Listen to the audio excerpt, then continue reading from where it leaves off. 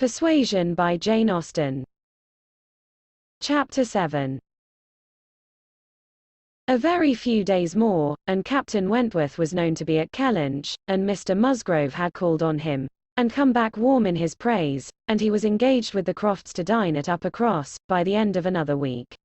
It had been a great disappointment to Mr. Musgrove to find that no earlier day could be fixed, so impatient was he to show his gratitude, by seeing Captain Wentworth under his own roof, and welcoming him to all that was strongest and best in his cellars. But a week must pass. Only a week, in Anne's reckoning, and then, she supposed, they must meet. And soon she began to wish that she could feel secure even for a week. Captain Wentworth made a very early return to Mr. Musgrove's civility, and she was all but calling there in the same half hour. She and Mary were actually setting forward for the great house, where, as she afterwards learned, they must inevitably have found him, when they were stopped by the eldest boy's being at that moment brought home in consequence of a bad fall. The child's situation put the visit entirely aside, but she could not hear of her escape with indifference, even in the midst of the serious anxiety which they afterwards felt on his account. His collar bone was found to be dislocated, and such injury received in the back, as roused the most alarming ideas. It was an afternoon of distress, and Anne had everything to do at once. The apothecary to send for, the father to have pursued and informed, the mother to support and keep from hysterics, the servants to control, the youngest child to banish, and the poor suffering one to attend and soothe. Besides sending, as soon as she recollected it, proper notice to the other house, which brought her an accession rather of frightened, inquiring companions, than of very useful assistants. Her brother's return was the first comfort. He could take best care of his wife, and the second blessing was the arrival of the apothecary. Till he came and had examined the child, their apprehensions were the worse for being vague. They suspected great injury, but knew not where. But now the collarbone was soon replaced, and though Mr. Robinson felt, and rubbed, and looked grave, and spoke low words both to the father and the aunt, still they were all to hope the best, and to be able to part and eat their dinner in tolerable ease of mind. And then it was, just before they parted, that the two young aunts were able so far to digress from their nephew's state, as to give the information of Captain Wentworth's visit. Staying 5 minutes behind their father and mother, to endeavor to express how perfectly delighted they were with him, how much handsomer, how infinitely more agreeable they thought him than any individual among their male acquaintance, who had been at all a favorite before. How glad they had been to hear Papa invite him to stay dinner, how sorry when he said it was quite out of his power, and how glad again when he had promised in reply to Papa and Mamma's father pressing invitations to come and dine with them on the morrow, actually on the morrow. And he had promised it in so pleasant a manner, as if he felt all the motive of their attention just as he ought. And in short, he had looked and said everything with such exquisite grace, that they could assure them all, their heads were both turned by him.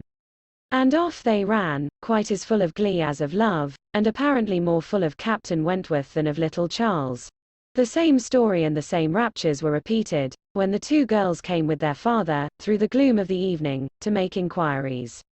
And Mr. Musgrove, no longer under the first uneasiness about his heir, could add his confirmation and praise, and hope there would be now no occasion for putting Captain Wentworth off, and only be sorry to think that the cottage party, probably, would not like to leave the little boy, to give him the meeting. Oh no, as to leaving the little boy, both father and mother were in much too strong and recent alarm to bear the thought. And Anne, in the joy of the escape, could not help adding her warm protestations to theirs. Charles Musgrove, indeed, afterwards, showed more of inclination. The child was going on so well, and he wished so much to be introduced to Captain Wentworth, that, perhaps, he might join him in the evening. He would not dine from home, but he might walk in for half an hour. But in this he was eagerly opposed by his wife, with, "Oh, no, indeed, Charles, first cannot bear to have you go away. Only think if anything should happen." The child had a good night, and was going on well the next day. It must be a work of time to ascertain that no injury had been done to the spine. But Mr. Robinson found nothing to increase alarm, and Charles Musgrove began, consequently, to feel no necessity for longer confinement. The child was to be kept in bed and amused as quietly as possible. But what was there for a father to do? This was quite a female case, and it would be highly absurd in him, who could be of no use at home, to shut himself up.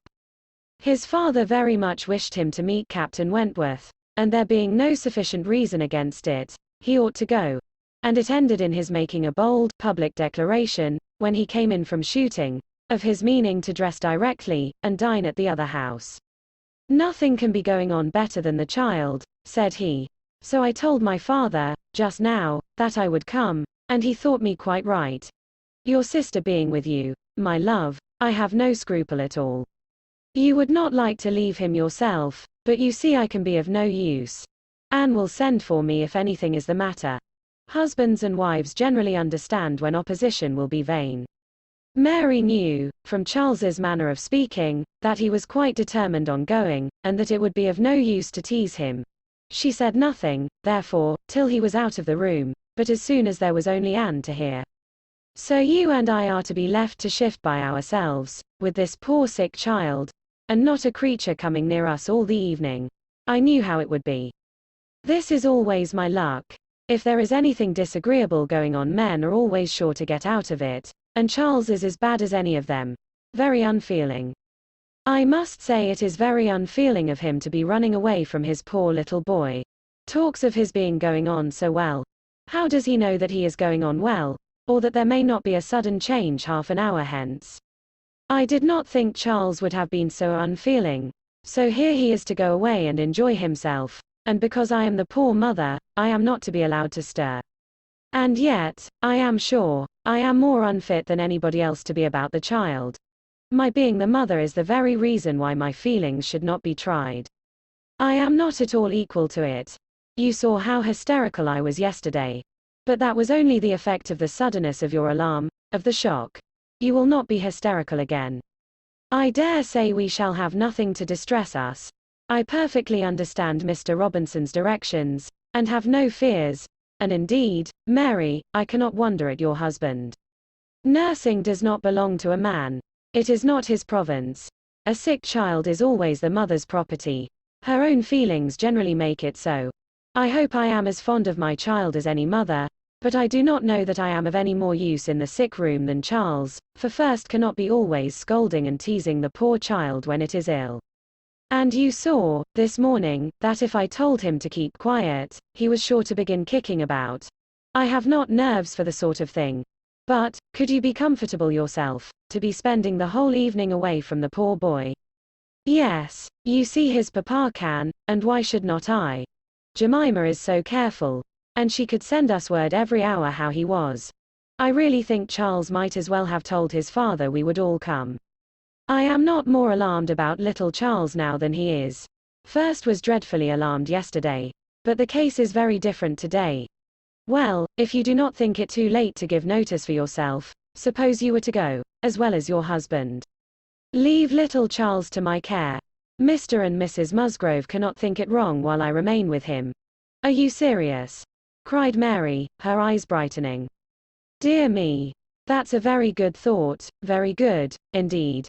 To be sure, I may just as well go as not, for I am of no use at home, am I? And it only harasses me. You, who have not a mother's feelings, are a great deal the properest person. You can make little Charles do anything. He always minds you at a word. It will be a great deal better than leaving him only with Jemima. Oh, I shall certainly go. I am sure I ought if I can, quite as much as Charles, for they want me excessively to be acquainted with Captain Wentworth, and I know you do not mind being left alone. An excellent thought of yours, indeed, Anne. I will go and tell Charles, and get ready directly. You can send for us, you know, at a moment's notice, if anything is the matter. But I dare say there will be nothing to alarm you. I should not go, you may be sure, if I did not feel quite at ease about my dear child. The next moment she was tapping at her husband's dressing-room door, and as Anne followed her upstairs, she was in time for the whole conversation, which began with Mary's saying, in a tone of great exultation, I mean to go with you, Charles, for first am of no more use at home than you are. If I were to shut myself up forever with the child, I should not be able to persuade him to do anything he did not like. Anne will stay. Anne undertakes to stay at home and take care of him. It is Anne's own proposal, and so I shall go with you, which will be a great deal better, for I have not dined at the other house since Tuesday. This is very kind of Anne, was her husband's answer, and I should be very glad to have you go. But it seems rather hard that she should be left at home by herself, to nurse our sick child. Anne was now at hand to take up her own cause, and the sincerity of her manner being soon sufficient to convince him, where conviction was at least very agreeable, he had no farther scruples as to her being left to dine alone, though he still wanted her to join him in the evening, when the child might be at rest for the night, and kindly urged her to let him come and fetch her, but she was quite unpersuadable. And this being the case, she had ere long the pleasure of seeing them set off together in high spirits. They were gone, she hoped, to be happy, however oddly constructed such happiness might seem. As for herself, she was left with as many sensations of comfort, as were, perhaps, ever likely to be hers. She knew herself to be of the first utility to the child. And what was it to her if Frederick Wentworth were only half a mile distant, making himself agreeable to others? She would have liked to know how he felt as to a meeting. Perhaps indifferent, if indifference could exist under such circumstances. He must be either indifferent or unwilling. Had he wished ever to see her again, he need not have waited till this time. He would have done what she could not but believe that in his place she should have done long ago, when events had been early giving him the independence which alone had been wanting. Her brother and sister came back delighted with their new acquaintance, and their visit in general. There had been music, singing, talking, laughing, all that was most agreeable. Charming manners in Captain Wentworth, no shyness or reserve. They seemed all to know each other perfectly, and he was coming the very next morning to shoot with Charles. He was to come to breakfast, but not at the cottage, though that had been proposed at first, but then he had been pressed to come to the great house instead, and he seemed afraid of being in Mrs. Charles Musgrove's way, on account of the child, and therefore, somehow, they hardly knew how, it ended in Charles's being to meet him to breakfast at his father's. Anne understood it. He wished to avoid seeing her. He had inquired after her, she found, slightly, as might suit a former slight acquaintance, seeming to acknowledge such as she had acknowledged, actuated, perhaps, by the same view of escaping introduction when they were to meet. The morning hours of the cottage were always later than those of the other house, and on the morrow the difference was so great that Mary and Anne were not more than beginning breakfast when Charles came in to say that they were just setting off, that he was come for his dogs, that his sisters were following with Captain Wentworth. His sisters meaning to visit Mary and the child, and Captain Wentworth proposing also to wait on her for a few minutes if not inconvenient. And though Charles had answered for the child's being in no such state as could make it inconvenient, Captain Wentworth would not be satisfied without his running on to give notice. Mary, very much gratified by this attention, was delighted to receive him, while 1,000 feelings rushed on Anne, of which this was the most consoling, that it would soon be over. And it was soon over.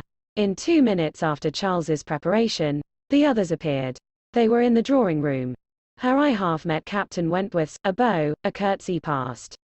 She heard his voice. He talked to Mary, said all that was right, said something to the Miss Musgroves, enough to mark an easy footing. The room seemed full of persons and voices, but a few minutes ended it. Charles showed himself at the window, all was ready, their visitor had bowed and was gone, the Miss Musgroves were gone too, suddenly resolving to walk to the end of the village with the sportsmen. The room was cleared, and Anne might finish her breakfast as she could.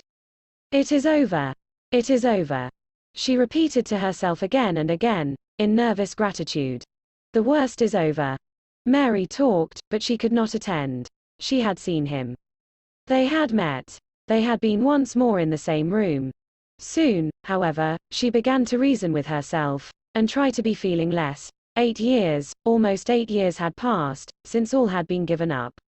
How absurd to be resuming the agitation which such an interval had banished into distance and indistinctness. What might not 8 years do? Events of every description, changes, alienations, removals, all must be comprised in it, and oblivion of the past, how natural, how certain too. It included nearly a third part of her own life. Alas! With all her reasoning, she found that to retentive feelings 8 years may be little more than nothing. Now, how were his sentiments to be read? Was this like wishing to avoid her? And the next moment she was hating herself for the folly which asked the question. On one other question which perhaps her utmost wisdom might not have prevented, she was soon spared all suspense. For, after the Miss Musgroves had returned and finished their visit at the cottage, she had this spontaneous information from Mary. Captain Wentworth is not very gallant by you, Anne, though he was so attentive to me. Henrietta asked him what he thought of you, when they went away, and he said, you were so altered he should not have known you again. Mary had no feelings to make her respect her sisters in a common way, but she was perfectly unsuspicious of being inflicting any peculiar wound. Altered beyond his knowledge, Anne fully submitted, in silent, deep mortification. Doubtless it was so, and she could take no revenge, for he was not altered, or not for the worse. She had already acknowledged it to herself, and she could not think differently, let him think of her as he would. No. The years which had destroyed her youth and bloom had only given him a more glowing, manly, open look, in no respect lessening his personal advantages. She had seen the same Frederick Wentworth, so altered that he should not have known her again. These were words which could not but dwell with her. Yet she soon began to rejoice that she had heard them. They were of sobering tendency, they allayed agitation, they composed, and consequently must make her happier. Frederick Wentworth had used such words, or something like them, but without an idea that they would be carried round to her. He had thought her wretchedly altered, and in the first moment of appeal, had spoken as he felt. He had not forgiven Anne Elliot. She had used him ill, deserted and disappointed him. And worse, she had shown a feebleness of character in doing so, which his own decided, confident temper could not endure. She had given him up to oblige others. It had been the effect of over-persuasion. It had been weakness and timidity. He had been most warmly attached to her, and had never seen a woman since whom he thought her equal. But, except from some natural sensation of curiosity, he had no desire of meeting her again. Her power with him was gone forever. It was now his object to marry. He was rich, and being turned on shore, fully intended to settle as soon as he could be properly tempted. Actually looking round, ready to fall in love with all the speed which a clear head and a quick taste could allow. He had a heart for either of the Miss Musgroves, if they could catch it. A heart, in short, for any pleasing young woman who came in his way, excepting Anne Elliot. This was his only secret exception, when he said to his sister, in answer to her suppositions, yes, here I am, Sophia, quite ready to make a foolish match. Anybody between 15 and 30 may have me for asking. A little beauty, and a few smiles, and a few compliments to the navy, and I am a lost man. Should not this be enough for a sailor, who has had no society among women to make him nice? He said it, she knew, to be contradicted. His bright proud eye spoke the conviction that he was nice, and Anne Elliot was not out of his thoughts, when he more seriously described the woman he should wish to meet with. A strong mind, with sweetness of manner, made the first and the last of the description. That is the woman I want, said he.